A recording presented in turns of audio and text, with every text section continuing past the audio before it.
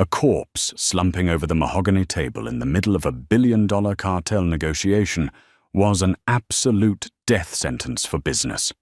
With only seconds to salvage his crumbling empire, Lorenzo Moretti's desperate salvation arrived in the most unlikely form, a delivery worker hauling 80 pounds of pastrami sandwiches through the door.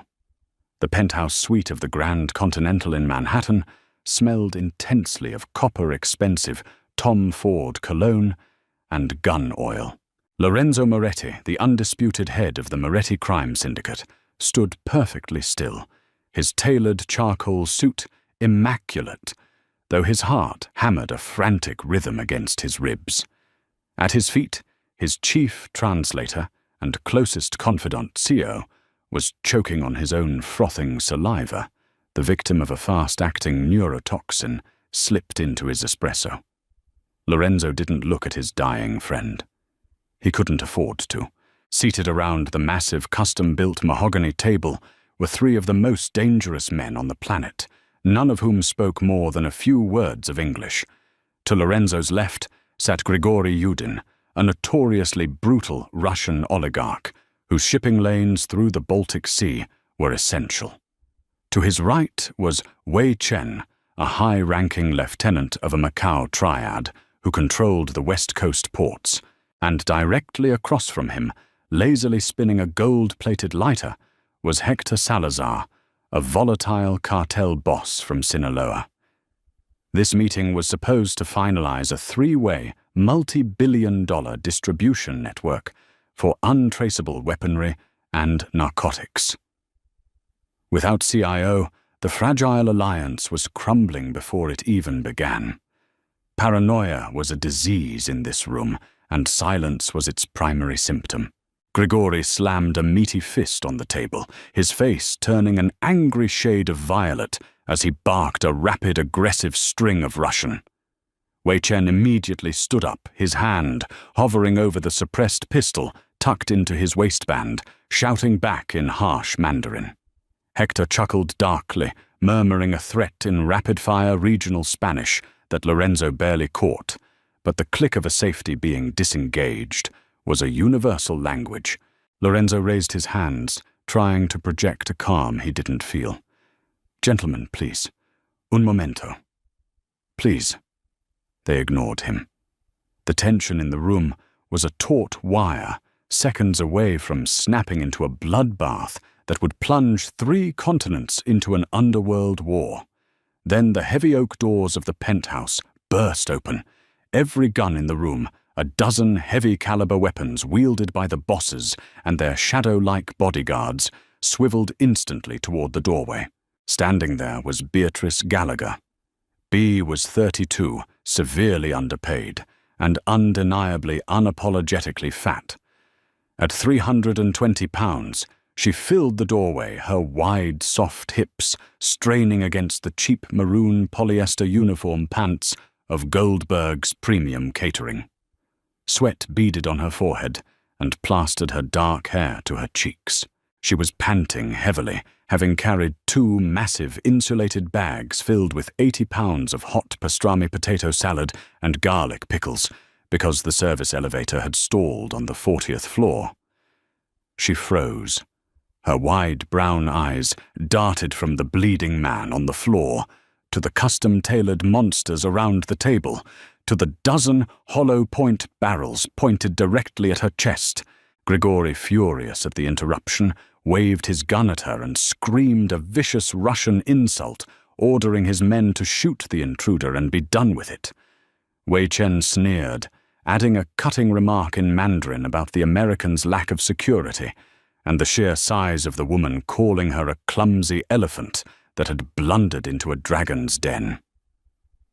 Hector laughed out loud, tossing out a filthy Spanish comment about what he'd do to a woman with thighs that thick if he weren't so busy. Lorenzo closed his eyes, bracing for the gunfire. Instead, he heard a heavy sigh. It was a sigh of profound, exhaustion-fueled annoyance. B let the catering bags drop to the floor with a heavy, wet thud. She wiped the sweat from her brow with the back of a plump, dimpled hand, planted her thick legs shoulder-width apart, and looked dead at the Russian oligarch. Ja by predpochelchtoby vine naprawliali na menia etu veszć, jeśli tylko nie sobirajetes oplatit, shet za jedu perertem kak, ubit menia. Bia snapped in flawless, unaccented Moscow dialect Russian. I'd prefer you not point that thing at me, unless you plan on paying the catering bill before you kill me. Grigori's jaw dropped. The gun wavered. Before the room could recover from the shock, Bea shifted her furious gaze to Wei Chen. Her voice changed the tonal inflection, shifting instantly into perfect crisp Mandarin. Wabushi da zong, dan wajide zidaoni, gangchai de chengwe yu duo wuli. Bakyang fangxia fuze, nijantian de wukan hui hen nangkan. I am not an elephant, but I know exactly how rude your insult was. Put the gun down, or your lunch today is going to get very ugly. Wei Chen stepped back, blinking rapidly, his sophisticated veneer shattering. Finally she glared at Hector Salazar, who was staring at her as if she were an alien. Y en cuanto a ti pendejo, she spat in raw colloquial Mexican Spanish. Si me tocas un solo pelo, te haré tragar esta mostaza picante por la nariz. Entendido? And as for you, asshole, if you touch a single hair on my head, I'll make you swallow this spicy mustard through your nose. Understood. Silence descended upon the penthouse. It was absolute and profound. Lorenzo Moretti stared at the sweaty, heavily panting, profoundly overweight delivery woman as if she were an angel sent directly from God. She was breathing hard, her large chest heaving, her thick arms crossing defensively over her stomach. She looked terrified, but a stubborn fire burned in her eyes. You, Lorenzo whispered, his voice hoarse. You speak their languages. Bea looked at the breathtakingly handsome Italian Mafia boss. I have a master's degree in applied linguistics and advanced interpretation from Georgetown, she said, her voice trembling slightly, now that the adrenaline was wearing off. But academia doesn't pay the rent, and a severe anxiety disorder makes traditional corporate work difficult. So I deliver sandwiches. The total comes to $642. Can I please just get a signature? Lorenzo stepped over the lifeless body of his former translator, walked directly to Bea, and gently, almost reverently, took the clipboard from her shaking, soft hands. Beatrice, Lorenzo said, reading her name tag. He looked deeply into her panicked brown eyes. I'm going to give you exactly $2 million. Bea blinked. What? $2 million? In cash wire transfer, whatever you want. On one condition. He gestured toward the empty chair next to his at the head of the blood-splattered table. You sit down, you eat a pastrami sandwich, and you translate the rest of this meeting for me. Because if you don't, we are all going to die in this room. Bea found herself wedged into a sleek, minimalist Italian leather chair that was designed for supermodels, not a woman of her significant carriage. The armrests dug painfully into her wide thighs, but the physical discomfort was a distant background noise compared to the sheer terror vibrating through her nervous system. The body of the poisoned translator had been unceremoniously dragged into a coat closet. The 80 pounds of deli food was unpacked. The surreal image of Grigori Yudin aggressively chewing a garlic pickle while adjusting the slide of his Glock 19 was burned into Bea's retinas forever. Tell the Russian, Lorenzo said, his voice, a low, soothing baritone right next to her ear, that the Maersk shipping containers leaving the port of Newark will bypass standard customs via our inside men at Terminal 4. But I need his men to handle the offloading in St. Petersburg. Bea took a deep, shuddering breath. Her large, soft hands gripped the edge of the mahogany table. She turned to Grigori and relayed the message in rapid, flawless Russian, ensuring she used the specific underworld jargon for inside men, izvoy ljudi, to establish street credibility. Grigori listened, his cold blue eyes locked onto Bear. He replied, speaking quickly and aggressively. B turned to Lorenzo. He says that is acceptable, but he demands a 45% cut of the gross revenue from the Baltic route, not the 35% you discussed earlier. She paused, lowering her voice so only Lorenzo could hear. But Mr. Moretti, the specific phrasing he used an idiom, pust, volk, siestovtsu. Let the wolf eat the sheep. In this context, in the Moscow syndicate, it's not a negotiation tactic. It's a delay tactic. He's agreeing to the terms because he doesn't intend to honor them. I think he plans to ambush your shipment in St. Petersburg and take 100%. Lorenzo's dark eyes widened a fraction of an inch. A thrill went down his spine. His old translator CO was adequate, but he merely translated words. This woman, this brilliantly sharp, terrified woman with her chafing thighs and faded polo shirt, was translating intent. She was reading the cultural subtext. Fascinating. Lorenzo murmured, his gaze lingering on the curve of her jaw, flushed pink with anxiety. Tell Hector that if he can guarantee the Sinaloa supply lines to the East Coast, I will handle the Russian problem myself. B's heart hammered as she switched to Spanish, maintaining the delicate balance of respect and threat required for cartel negotiations. The meeting stretched for 3 agonizing hours. B was a maestro, conducting a symphony of criminal diplomacy. She smoothed over Wei Chen's bruised ego with delicate Mandarin honorifics, diffused Hector's explosive temper, with culturally specific jokes that Lorenzo couldn't have even conceptualized, and navigated Grigori's treacherous demands. She was exhausted. Her back ached, her uniform was soaked in sweat, and she desperately wanted to go back to her tiny, lonely apartment in Queens and binge-watch baking shows. Finally, the terms were set. Blood oaths were sworn. The 3 international bosses stood offering Lorenzo begrudging nods of respect, their eyes lingering on the fat delivery woman who had somehow brokered the most lucrative black market deal of the decade.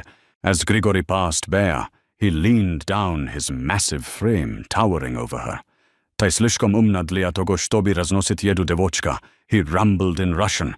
"You are too smart to carry food, little girl. Kogda on tebe naskuchit pridikomne. Ja stelaju tebia korolevoj.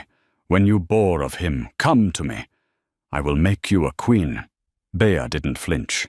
"Ja predpočitaju svoju nezavisimost I u vas iz rta pachnet marinadom," she replied smoothly. "I prefer my independence, and your breath smells like pickle brine." Grigori threw his head back and roared with laughter, slapping Lorenzo on the shoulder before exiting with his entourage. Once the massive oak doors clicked shut, leaving only Lorenzo Bay and Lorenzo's heavily armed guards in the penthouse, Bay let out a massive, shuddering breath. Her whole body seemed to deflate.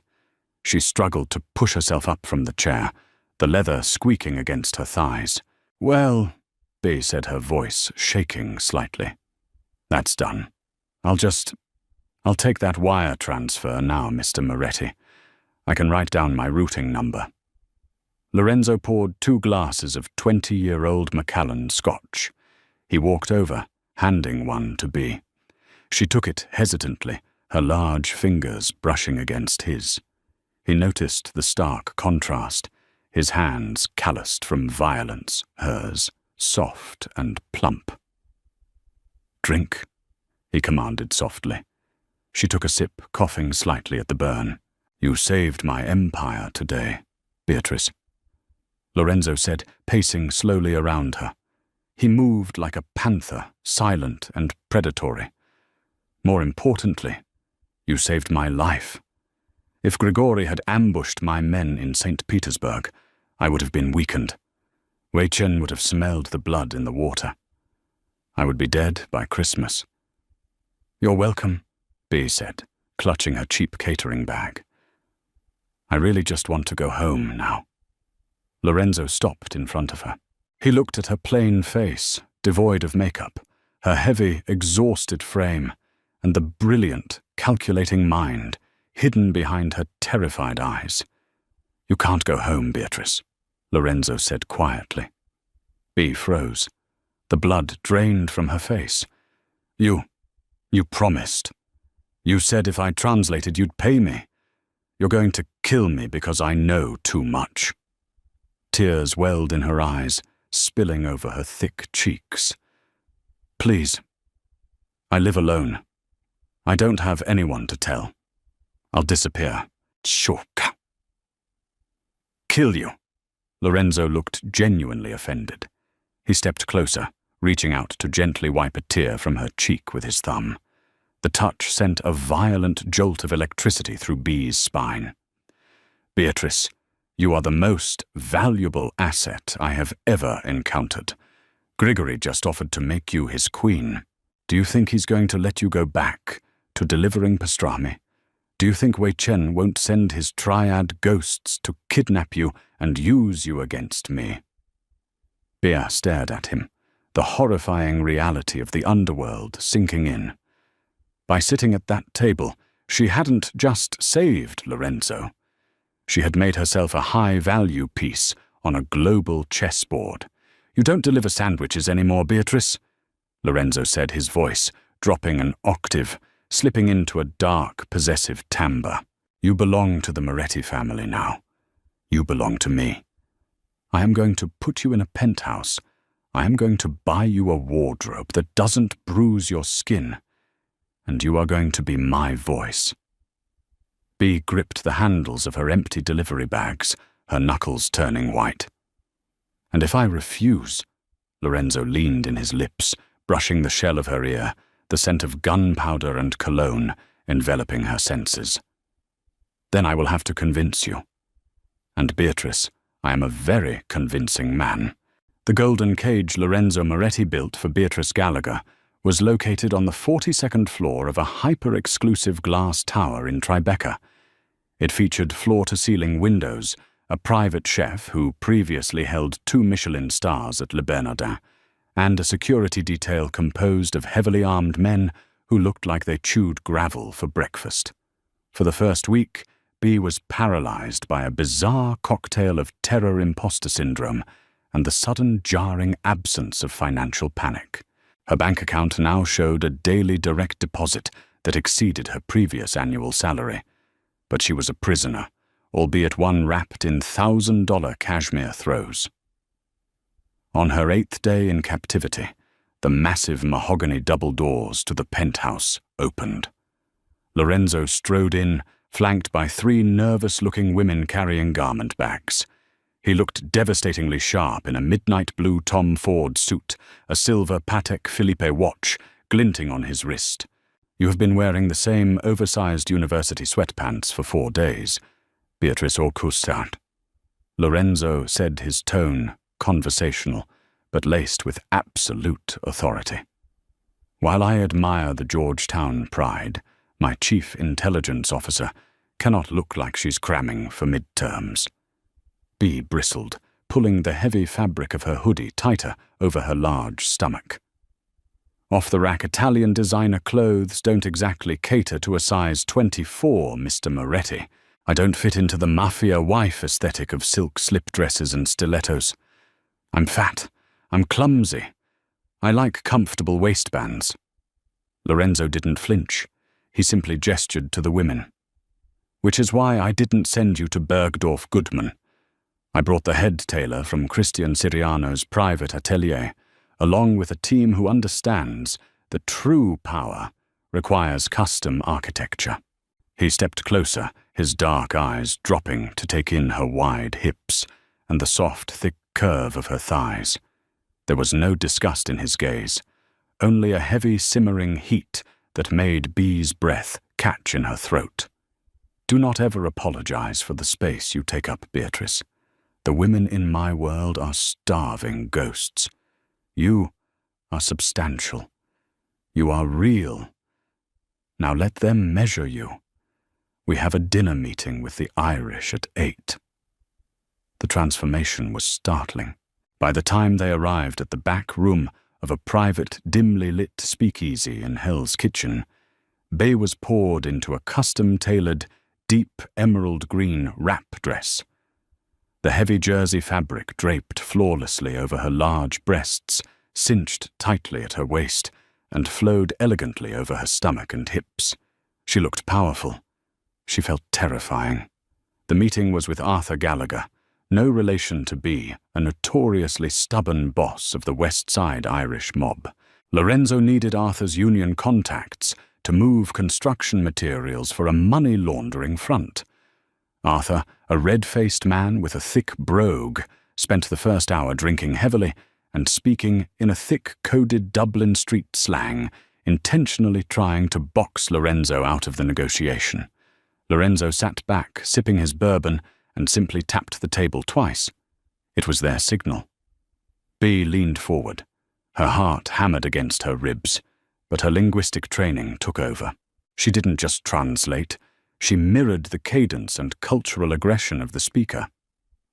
"Arthur," Bea said, her voice dropping into a flawless, working-class North Side Dublin accent that she had perfected during her master's thesis. "Stop acting the maggot and playing the hard man. Lorenzo knows your boys on the docks are skimming off the top of the union dues. We can either bury that little secret and do business, or I can translate your ledger for the federal prosecutors." "What's it going to be?" Arthur choked on his Guinness. The blood drained from his florid face. He stared at the large, commanding woman in the emerald dress as if she were a witch. 10 minutes later, the deal was signed. In the armored Maybach on the way home, Lorenzo poured them both a glass of champagne. The neon lights of Times Square washed over the car's interior, highlighting the sharp angles of his jaw. "You are a terrifying creature, Beatrice," Lorenzo murmured, his voice thick with admiration. "I'm just a linguist with a very good memory," she whispered, her hands shaking slightly from the leftover adrenaline. Lorenzo reached across the leather seat. His large, warm hand enveloped hers, his thumb tracing the soft, plump flesh of her knuckles. "No, you are the key to the city." He pulled her hand to his lips, pressing a slow, deliberate kiss to her skin. "And someone is trying to take the city from me." Bea froze. "What do you mean?" Lorenzo's expression turned lethal. "I intercepted an encrypted text file from Grigori Yudin's lieutenant in Brighton Beach. It's written in a localized coded dialect of Russian underworld slang. My other guys couldn't crack it. I need you to look at it tonight, because I believe I have a rat in my inner circle." For 3 days, Bea barely slept. She sat at the massive marble island in the penthouse kitchen, surrounded by empty coffee cups, highlighters, and printouts of the intercepted Russian texts. The code was brilliant, utilizing phonetic spelling of Cyrillic mixed with localized Brooklyn street slang. But it wasn't a match for a woman who had spent 5 years deconstructing morphological typologies. On Thursday morning at 3 a.m., the pieces clicked into place. Bea gasped, her hands flying to her mouth. She grabbed the papers, her thick thighs chafing as she ran down the long hallway toward Lorenzo's private suite. She didn't bother knocking. She burst through the heavy oak doors. Lorenzo was awake, sitting in a leather armchair by the window, cleaning a Heckler & Koch USP compact pistol. He wore only dark sweatpants, his heavily tattooed chest bare in the moonlight. He looked up, instantly alert. "It's Vincent." Bea breathed, her chest heaving as she waved the papers. "Your underboss, Vincent." Lorenzo went deadly still. "Explain." "The texts," Bea said, walking over and slapping the papers onto the glass side table. "They aren't just schedules. They are using a specific syntactic structure, a verbal tick. The writer constantly uses the phrase "Vykontse kontsov" at the end of the day, but places it at the beginning of the sentence. It's grammatically incorrect in Russian, but it's a direct translation of an English idiom. Vincent says that all the time. "At the end of the day, boss. He's the one giving Grigori your shipment schedules." And Lorenzo, she pointed a shaking, plump finger at the final highlighted line. He gave Grigori the security codes to the Red Hook warehouse. The shipment coming in tonight. It's an ambush. Lorenzo stood up. The air in the room seemed to drop 10 degrees. The raw, unfiltered violence in his eyes was terrifying, but for the first time, none of it was directed at her. "Get dressed," Lorenzo commanded, chambering around into his pistol. "Dark clothes, flat shoes." "Me, why do I have to go to a Mafia shootout?" Bea squeaked, her panic returning full force. "Because if Grigori's men are there, they will be using scrambled radio frequencies. I need ears on their comms. And Beatrice..." He stepped close, cupping her soft, round face in his rough hands. "I am not letting you out of my sight. Ever again." 2 hours later, the air inside the Red Hook warehouse was thick with the smell of saltwater motor oil and impending death. Lorenzo and his men, heavily armed and cloaked in shadows, had infiltrated the catwalks above the main floor. Down below, millions of dollars in untraceable weaponry were packed into wooden crates. Bea was pressed flat against a steel girder on the catwalk, a bulky tactical headset clamped over her ears, a tablet in her lap. She was terrified, sweating profusely through her dark sweater, but her mind was laser-focused. Below them, the massive cargo doors groaned open. Black SUVs rolled in. Grigori's heavily armed Bratva foot soldiers poured out, sweeping the room. Among them, looking nervous and sweating, was Vincent. Lorenzo raised his hand, signaling his snipers to wait. He looked at Bea. Bea pressed the earpiece tighter. She could hear the Russian tactical chatter bleeding through the decrypted frequency. "Sector Alpha clear, awaiting the Italian target." A voice crackled in Russian. "They're setting up a kill box near the east exits," Bea whispered to Lorenzo, her voice barely a breath. 12 men, heavy armor. Lorenzo nodded, his jaw tight. He raised his rifle. Suddenly, a massive spotlight flared on from a crane above them, washing the catwalk in blinding white light. One of Grigori's men had spotted a reflection off a sniper's scope.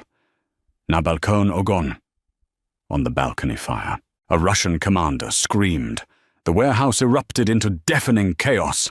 Bullets tore through the steel grating, pinging dangerously close to Bea's head. She screamed, dropping flat on her stomach, her large body seeking any cover the metal beam could provide. Lorenzo's men returned fire. The noise was apocalyptic. Wood-splintered glass shattered, and the smell of cordite burned Bea's throat. Through the chaos, Bea heard the Russian radio chatter escalate into a frantic scream. The commander was calling for reinforcements to flank Lorenzo's position via the north stairwell. If they made it up those stairs, Lorenzo and his men would be trapped. Panic seized Bea, but it was quickly replaced by a desperate, ferocious instinct to survive. She looked at the heavy two-way radio Lorenzo had left by her tablet, the one synced to the Russian frequency. Bea snatched the radio. She hit the transmission button. She didn't just speak Russian. She summoned the deepest, most guttural, authoritative Moscow dialect bark she could muster, mimicking the cadence of Grigori's elite guard. "Otmana, Otmana!" Bea screamed into the radio. "Abort, abort! Zasada na severnoi! Lesnitse vse odkodiat, ka yuzhnim vorotam, nemedleno." Ambush on the north stairwell.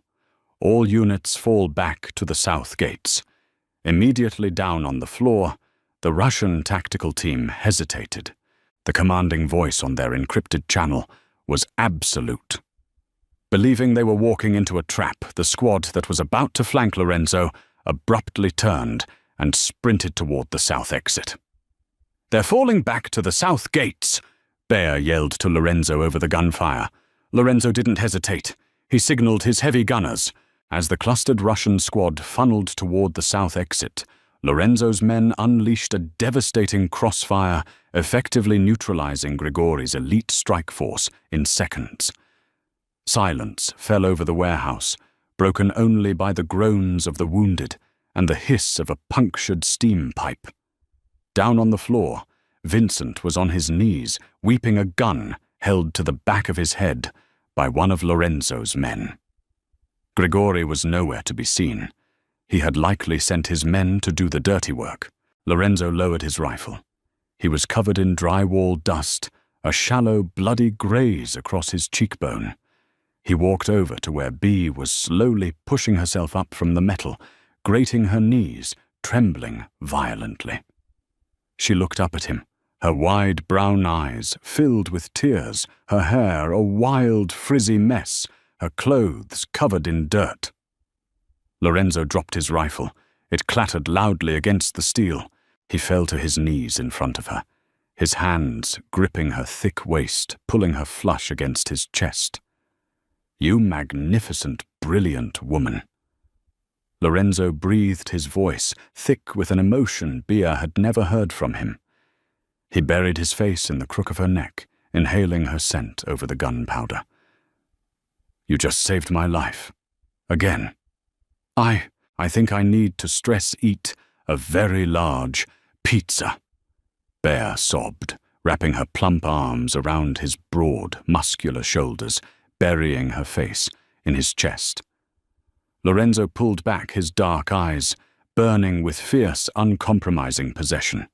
He framed her soft face with his calloused, blood-stained hands. "You can have whatever you want, Beatrice. The whole city is yours. Because from this night forward, you are no longer just my translator." He leaned in, capturing her lips in a bruising, desperate, hungry kiss that tasted of danger and absolute devotion. "You are my consigliere," he whispered against her mouth. "You are my queen." Who knew that a late delivery of hot pastrami would lead to the rise of the most powerful, brilliant, and beautifully thick Mafia queen New York has ever seen? Bea proved that true power isn't about fitting into a sample size. It's about owning the room in 5 different languages. If you loved this intense, twist-filled Mafia romance, smash that like button, share the story with your fellow romance lovers, and don't forget to subscribe to the channel for more thrilling stories every week. Drop a comment below. What would you have done in Bea's shoes?